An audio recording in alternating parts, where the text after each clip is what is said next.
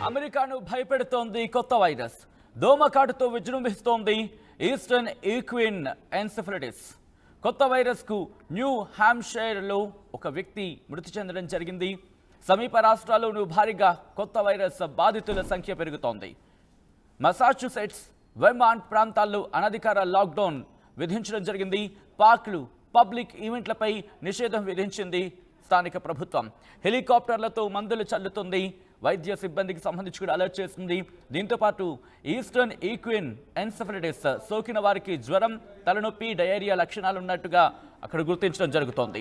దోమకాటుతో మాత్రమే ఈ కొత్త వైరస్ వ్యాపిస్తుందంటూ కూడా అక్కడ వైద్య బృందం చెబుతోంది. మరి ముఖ్యంగా వైద్య శాఖ సూచిస్తున్న పరిస్థితి ఒకరి నుంచి మరొకరికి సోకదంటూ కూడా స్పష్టం చేసింది.